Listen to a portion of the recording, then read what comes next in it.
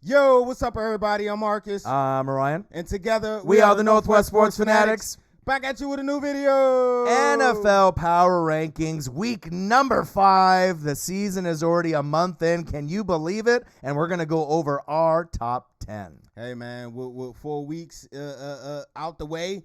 The preseason out the way. Right. It's time for the big boys to step up, man. I think these next 4 games, as we get to the halfway point, is going to tell us a lot about your favorite team. Right. And we've definitely seen some teams rise to the top, the cream of the crop, and we've seen some teams hit fucking rock bottom already within the first month where the season's already over. But I'm kind of interested to see the tough matchups, the Monday night matchups, the Thursday night, the Sunday nights, and prime time when these teams can really step up. They're still probably about 2 to 6 weeks away from really being full strength, right, in full conditioned shape, in this NFL season. But we're starting to get an idea of who the best teams in the NFL are, as long as there's no big injuries as we get into October, November, and December. Definitely been a lot of those. Yeah, so damn right. Before we get into this top 10, make sure you guys subscribe to the channel. Hit the thumbs up for your boy. And let's get into our NFL Power Rankings, week number 5 by the Northwest Sports Fanatics. And let's get into number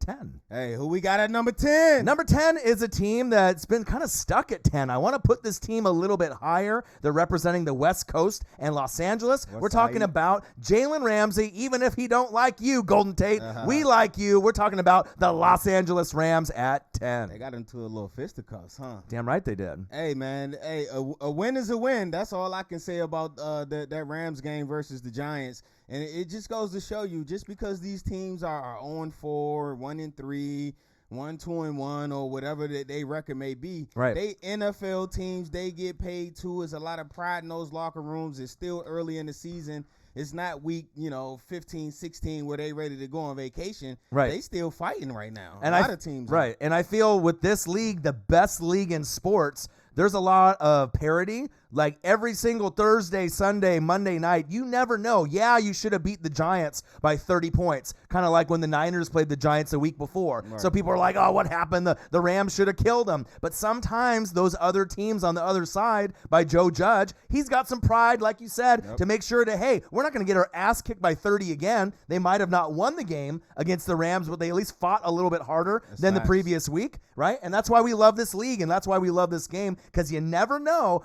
going into any Thursday, any Monday, any Sunday night, anything can happen, and that's why we love the league. And they needed to clean some things up. Yes, they do. Right? And there's other teams that we could have put at 10. You got the Browns kind of creeping up with Odell, and Baker looked good against, obviously, that crappy Cowboys defense. But you saw Odell look like old Odell, and there's a few other teams. But I can't move the Rams from this spot, because even though the Seattle Seahawks are getting all the love, all the praise, dangerous, let Russ cook. I get it. He's going to be in the MVP consideration, and Goff's last game wasn't the greatest. I still think that this team's got the best balance, offense and defense in the NFC West. So they're going to really have some nice battles with Seattle moving forward. And then we'll see who really the cream of the crop is in the NFC West. Hey, man, Yeah. Jared Goff been having a nice comeback year. He was playing pretty well, but again, that just goes to show you, man, any given Sunday, these certain teams can step up, and give credit to the Giants, man. They played a pretty good game plan,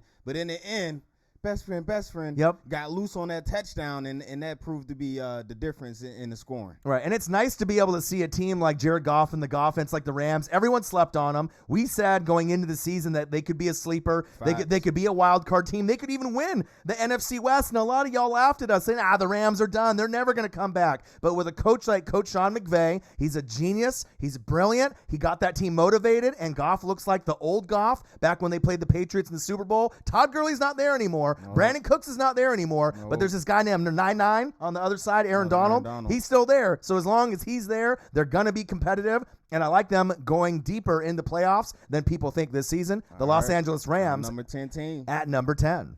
Who we got at number 9? Number 9 is a team that I thought would be a bubble wild card team. I thought they would have a chance to win the AFC South, but after what we saw Ryan Tannehill and Derrick Henry and obviously A.J. Brown do, that is probably the top dog. But this team, they got the number 1 rated defense, believe it or not, going into week 5, week 6. We're talking about the Indianapolis Colts, and old man Phillip Rivers still getting it done. We got the Indianapolis Colts at number 9. Hey, old man is stepping up, man. I seen on the highlights, he was talking trash. Yes. When Phillip started talking trash, he feeling good about himself. He in his glow. That defense, like you said, led by Mr. Leonard, man, it's definitely been a surprise. It's been amazing. As we know, these last couple of years, man, they GM been collecting number 2 picks, second-round picks. Yeah. And it's start to see all of those number 2 picks starting to pan out. Right. So they got a lot of young talent. They got a lot of pieces. And like I said, we just needed to see what they were going to get from the running back, someone that's going to complement T.Y. Hilton. And then we obviously saw the injury to Marlon Mack, which is detrimental. But you ended up pick Jonathan Taylor from Wisconsin, running back right? That second round. Second round, number right? 2 picks. And he was a guy that could have been a first rounder, right? And thank God they have him there. You still got Naheem Hines as the backup as well. But I like the flow of the offense. There's still a work in progress. But sometimes with a player like Darius Leonard, he is probably, besides Levante David and a few others, the most disrespected linebacker in football. Demario Davis gets disrespected too, you know what I mean? But I think Demario Davis, Levante David, Darius Leonard, they consistently put up numbers every single game, every single season, and for some reason, y'all just don't see it, what we see and what other people see. Darius Leonard is a catalyst of the Colts, and don't be surprised if they overachieve and win that division, and if they don't, and they go 10 or 11 wins, they're going to the playoffs. They're going to go, especially if they have an extra team going into the playoffs with 7 teams this year instead of 6. I like the Colts. They led by my guy, Frank Wright. Yeah. I got a new AKA for him. Yeah. AKA the brains of the operation. Damn right. Imagine if the Eagles still had him there. And I'm throwing shots. Right, exactly. And if the Eagles still had him there, they would definitely be in a better position. But you knew they were going to be successful when he left. That offense out in Indy, I don't think it's where it's going to be. It's going to get better because Phillip Rivers is a Hall of Famer. You got T.Y. Hilton out there. You got one of the best, if not the best, offensive lines in the game. Quentin Nelson, the best offensive lineman in the game. And you got a running back that runs hard, and you got a nice complementary back to him as well. Funny thing is the offense is nowhere near where it could be. That's what you know what I'm saying? They need another guy, a Reggie Wayne, a Marvin Harrison to complement T.Y. T.Y. is kind of getting older. You know what I mean? So once they get a few more pieces, this is a team that will be more considered like the Steelers, the Ravens. They'll be one of more of those powerhouse teams. But right now, under the radar, and I think that's where the Colts like themselves, under the radar, and they have the under the radar number at number 9. All right, who we got at number 7? Number 8.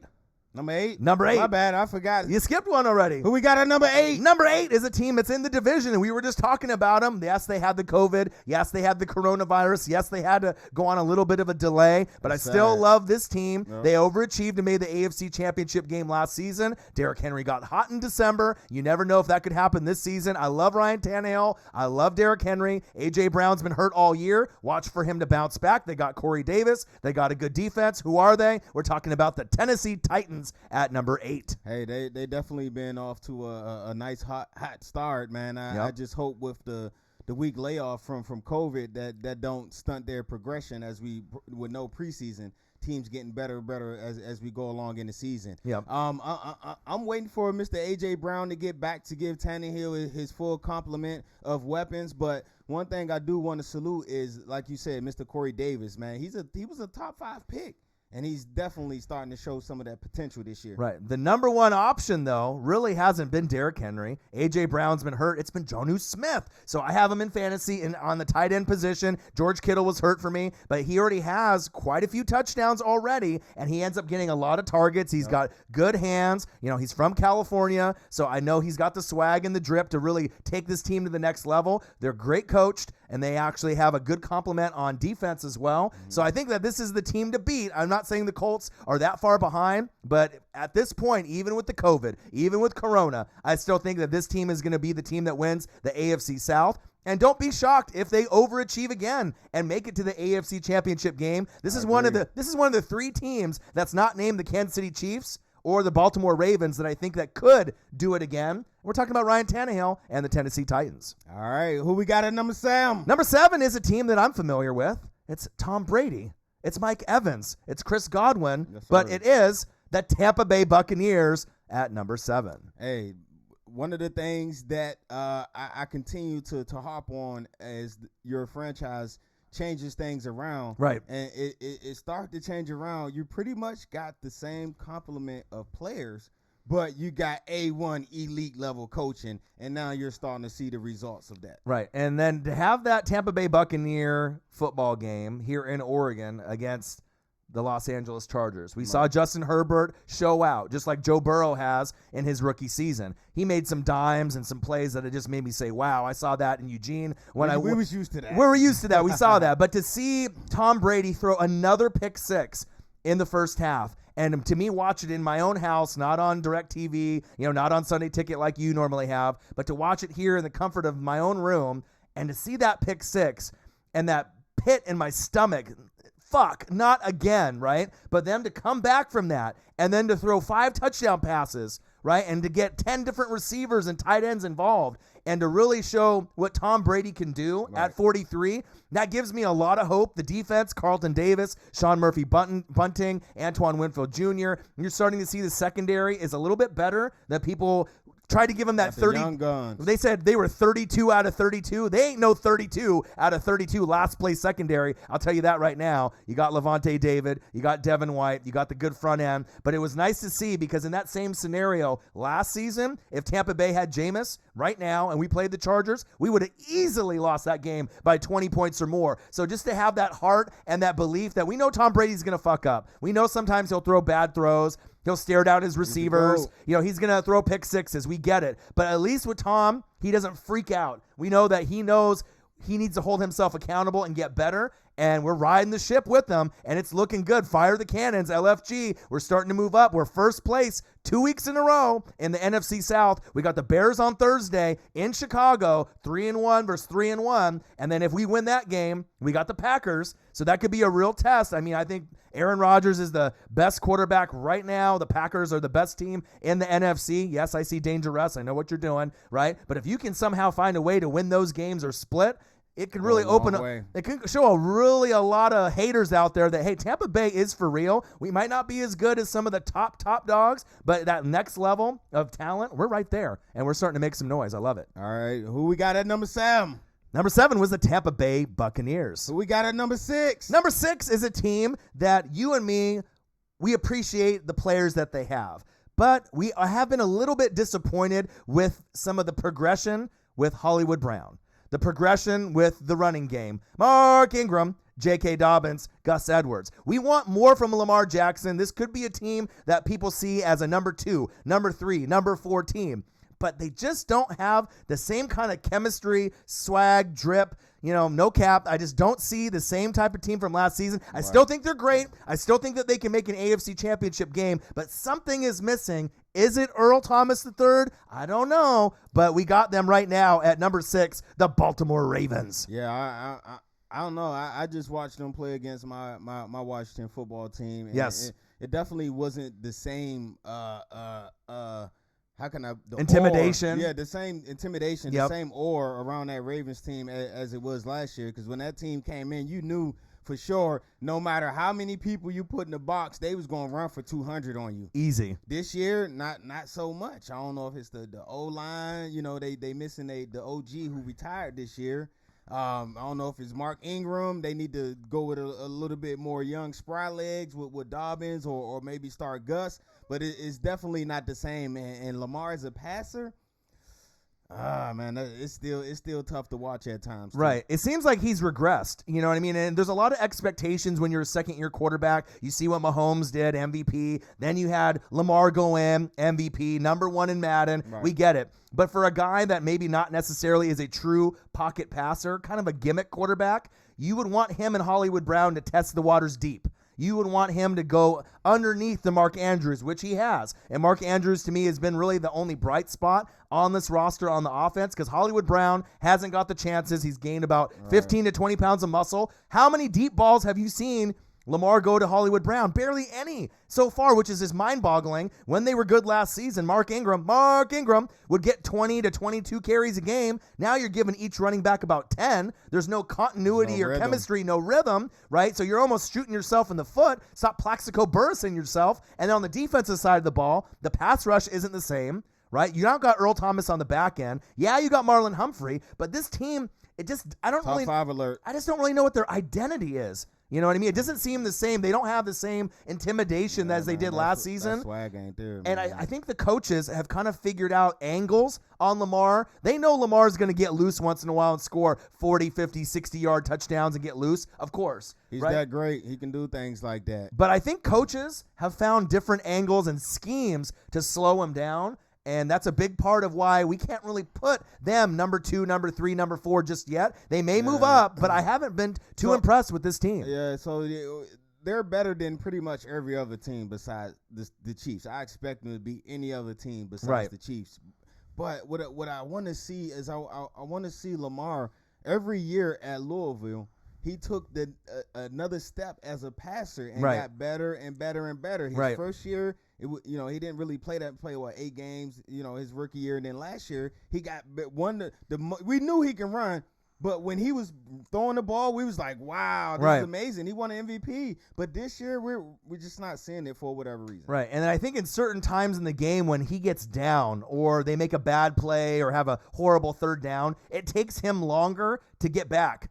Focus mentally, and to be able to recoup and get focused again. Right. When Patrick Mahomes, he can make a bad play, boom, he's instantly back in. And obviously the weapons he has is different than what they have on Baltimore. But I think it's just that we're so critical of the Baltimore Ravens because we expect greatness. We already saw. I picked y'all to go to the Super Bowl. Right, we saw. I'm not changing my pick either. Right, and we saw what kind of greatness that you guys had not only last year and you guys got beat by the Titans, but this is supposed to be a Super Bowl caliber team. And at this point, I just don't see it. But maybe they can get there as the season goes along. So these first 4 games for all teams, we're just going to chalk it up to no preseason. Right. And from here on out, no excuses. Right. I need to see Lamar throw the ball with some touch, stay in the pocket a little bit more, and let's get the other receivers involved, Hollywood Brown. And people are telling me, Hollywood Brown's not that good of a receiver. He's one of the better deep threats. And, I mean, if they actually went to him more, I mean, he could have 3-4 touchdowns already at this point. And that's big facts. All right. Who we got at number 5? Number 5 is a team that you could kind of go back and forth with the Ravens. I love this team. They were obviously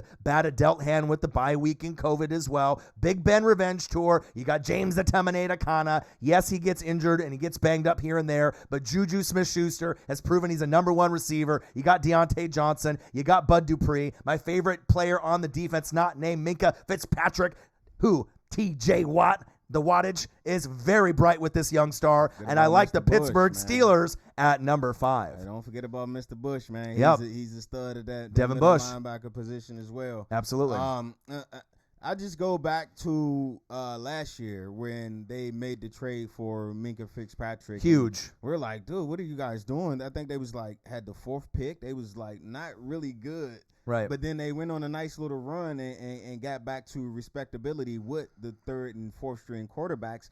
But it was because Minka gave an added element, an extra element to that defense that I'm sorry, I'm going to say it, Steelers fans, that they haven't seen at the safety position since who? Troy Polamalu. There you go. Right. And Minka's one of those players, I think that they took the gamble because they said, you know what, if we make the playoffs or we don't make the playoffs, we're getting a generational type of talent in Minka Fitzpatrick. So even in the following year's draft, there's not going to be a Minka Fitzpatrick there, talent-wise. So they said, guess what? We're going to grab him. We're going to take him. And then if we don't end up having great results last season, this year, Big Ben is back. You pair him with TJ Watt. You pair him with Devin Bush, Bud Dupree. The defense is one of the top 3 in the league. Big Ben is back. And now I'm starting to kind of believe that this is the biggest sleeper in the NFL, that everyone talks about Baltimore. Everyone talks about the Chiefs. Don't be surprised if this team makes the AFC Championship game or makes a deep run. As long as Big Ben is out there,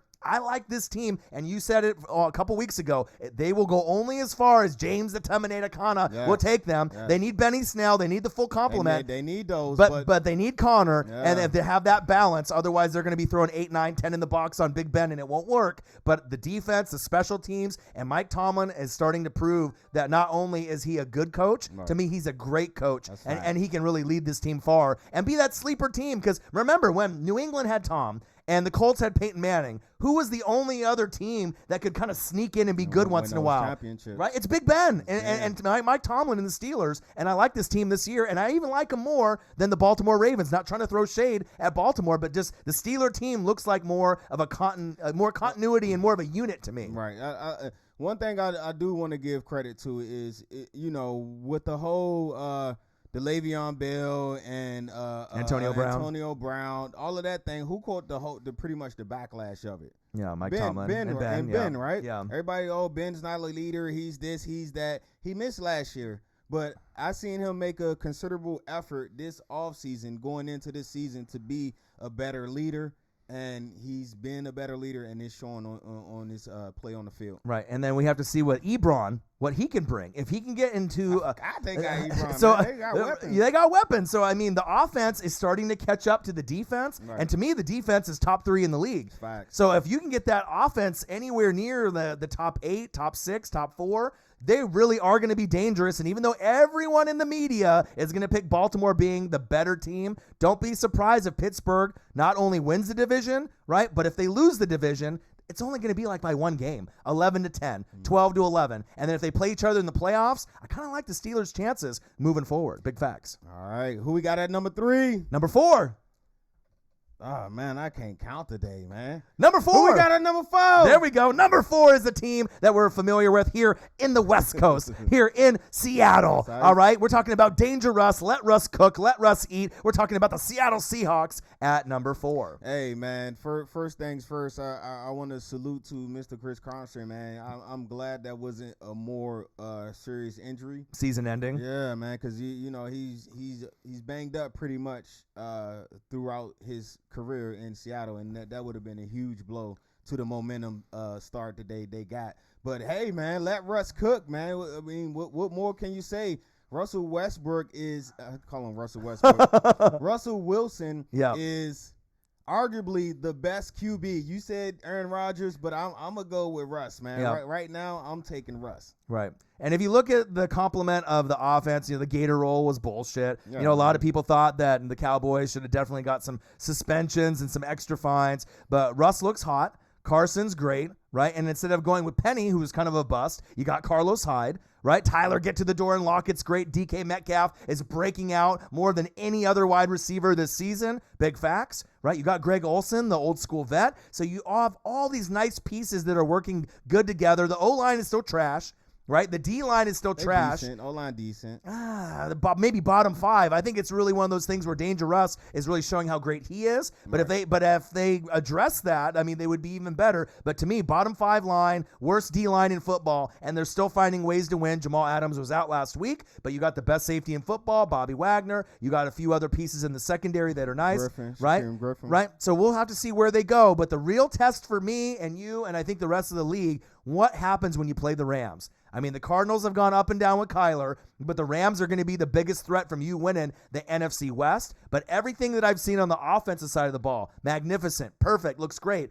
But the defensive side of the ball worries me a little bit. The pass rush, where are we going to get it from? You can't get it all from Bobby Wagner and Jamal Adams because because at some point you're going to get a QB that's going to be able to throw over the top. But so far it's been working. Danger Russ has been on point, but I really want to see that matchup between the Rams and Seattle, and then we can really gauge who is the best team. But one thing that they do have in common, they're both going to the playoffs this season, the Rams and the Seahawks. All right, who we got at number 3? There we go. Number 3. Number 3 is probably my favorite team right now that's not a big dog team in the league. This team has gained a lot in the last few seasons. We've seen the progression of their quarterback go from decent to good to amazing, and now we're at a point we're talking MVP top 5 alert right now. We're talking about Josh Allen, the Buffalo Bills, Coach McDermott at number 3. Hey, man, the rise of the Buffalo Bills has been a joy to watch ever since McDermott got there. Absolutely. You could just see the whole the whole culture, the whole swag of the Buffalo Bills change. And when he got there, you knew after seeing them that first year, like, okay, eventually they're going to challenge the Pats as the top dog in that AFC East. What I love right now about this Bills team is that secondary, man. You got 2 great safeties. They're interchangeable, and you got a top 5 corner out there on the island as well, and Mr. White. Right, Tre'Davious White is great. You got Jordan Poyer back there. You got plenty of weapons. Micah Edmonds Hyde. at linebacker, Micah Hyde. I mean, the nice thing about this team is they got a great defense. You got a great coach. You got great special teams. You got a full complement at wide receiver now because now you got Stephon Diggs there. But Josh Allen and his progression. He can use his legs all he wants like he has in the past, but now he's starting to kind of take a step back, look at his progressions, first read, second read, third read, and he's tearing defenses apart. Mm-hmm. And I feel in the last few games that I've watched, which is quite a few since last season, I think he's got something like 35 touchdowns and 3 picks, in the last so many games. That's amazing. There's not very many guys, especially a gunslinger like that had accuracy issues. He's really starting to clean it up. You got Singletary, you got Zach Moss, but don't be surprised if this team, like the Steelers, could overachieve. I definitely can see this team in the AFC Championship game, and I won't be afraid to say it. I love the Chiefs, and I love the other teams in the AFC. But if anything were to happen to Mahomes or some of their key players, right, if one team could kind of grasp their opportunity, right, and make a run for it, it's the Buffalo Bills. They can not only represent the AFC at the end of the day. I know it seems kind of crazy and kind of out there, but they got the team to do it. They got the offense, the defense, the special teams, the coaching, and Josh Allen is playing like a top 3, top 4 quarterback right now, and I see him only getting better. That's what I was about to say, man. Who knows what this guy's ceiling is, man. He ain't even reached his peak of potential. Josh Allen has turned himself before the season started, we talked about there's 7 quarterbacks in this league.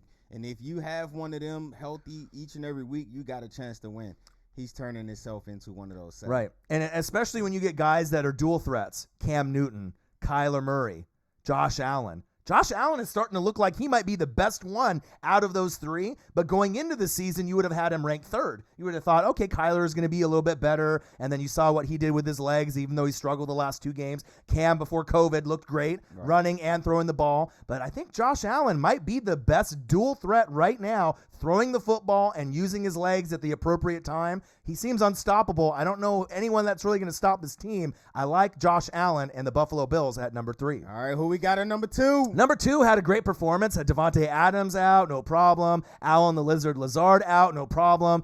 They don't really need anybody out there besides this man, Mr. Discount Double Check himself, Aaron Rodgers. You like Russell Wilson. I like Aaron Rodgers as the best QB right now. This is the best team in the NFC, hands down. They could literally have guys on the practice squad, which they did last night. If you saw them play against the Atlanta Falcons, the Falcons, right? The defense still needs to be improved a little bit, but I like they play in spurts. They don't give up a lot, and we're starting to see that Jair Alexander, to me, is a top 5 corner in this league. Because if you saw Calvin Ridley, he had no grabs, no yards, no touchdowns, no catches, and he can take chances. But I really like this team, offense, defense, and LaFleur, to me, is a top 3 coach in the NFL right now, and you could have dated that back to last season. This team is the best in the NFC. We're talking about the Green Bay Packers at number 2. Hey, man, things start the turnaround out there in Green Bay once they finally hired the GM.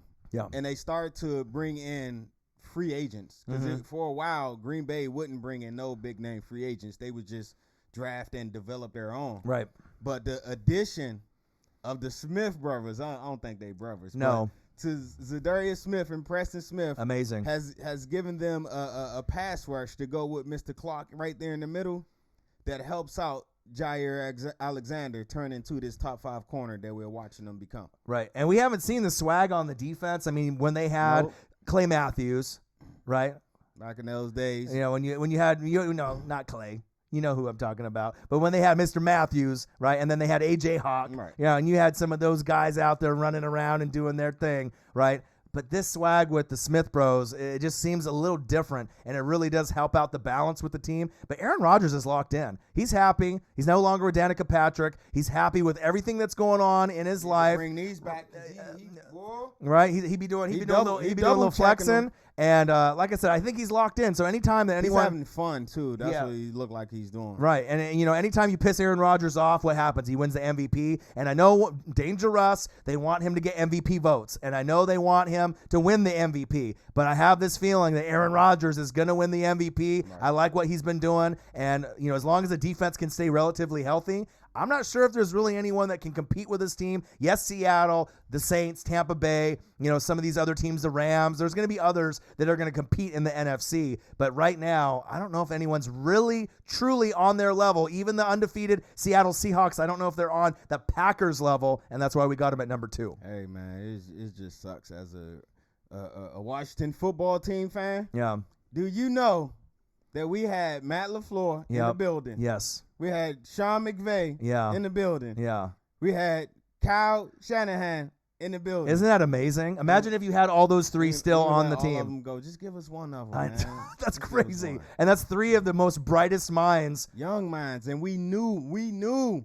That's all we heard about is, man. Say those names again. Kyle Shanahan, Sean McVay, right, and Coach LaFleur. And guess who was our coach? Who? Jay Gruden. Yeah.